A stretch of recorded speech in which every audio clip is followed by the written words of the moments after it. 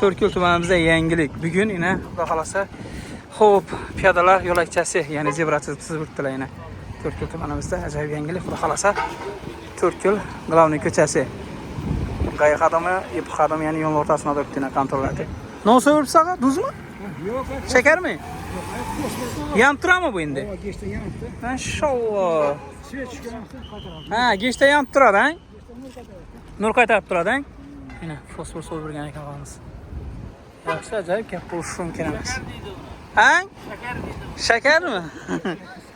Yol mu şeker? Yollarımız şeker diye olsun, şirerli olsun deb. Ajoyib gap yo'q. Gap bo'lishi mumkin emas. Yanıp turadi endi geçte. Üstünden yürüme. Hali ne? Yine bir de qayiq adamı dörtdü yine. Yıpqı. Şimdi Türkül tumanımızda Türkül ko'chasida şimdi ishlar bo'lib turibdi. Türkül tuman hamma ko'chalarni şimdi chiziq chizdilar, stop chiziq chizdilar, lekin stop chiziqni ko'plar ko'rmay qoladi. Yine meni stop chiziq chizdingmi meni beri? Ha? Bu maşallah görmey kalamay. Ulan fosfor sabingni bir görünüp dursun yaldirab. Görmey ben de to'xtatdan ko'plari. Anaklar ham chizilma ko'p yerlarda yo'q. Yine ben chizmaysizlarmi? Remont bu yol. Ha, bak remont. Remontta bu yol. Şundan mezun çizib qo'yaveru kerak edi. Ha, asfaltdan keyin, to'g'rimi? Bo'ladi. Shunday xudo xolasa. Yine stopda to'xtaydilar endi.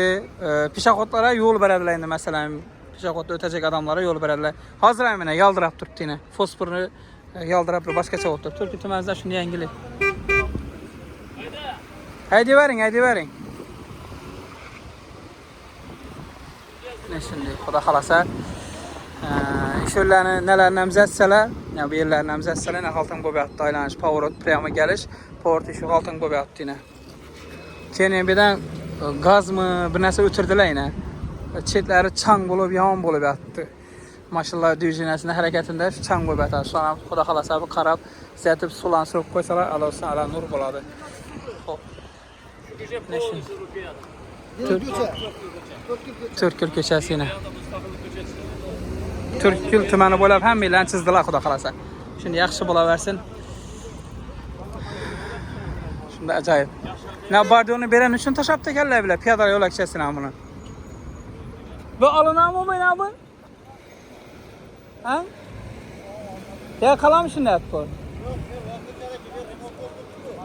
Yo birdan bu odamlar o'tadi-ku. Anladın? Ve piyodalar yo'lakchasi qilib men beray. Masalan, geçtasini gibi qilishi mumkin. Ne şimdi ya bardor yotgan ekan ayda. Olishlarni so'rab qolamiz. Ben remont bo'ldi, ben adamlar bilan harakat etadi, yuridi. O'sha olishlarni so'rab qolamiz. Yomon bo'lyapti. Ne bellayna yo'llarni. Türkül tumani Türkül ko'chasida video reportaj bo'ldi. Sog' bo'lasizlar. Videolarimizni qo'llab turinglar bir like bilan. Chalisini krasavchik like bilan.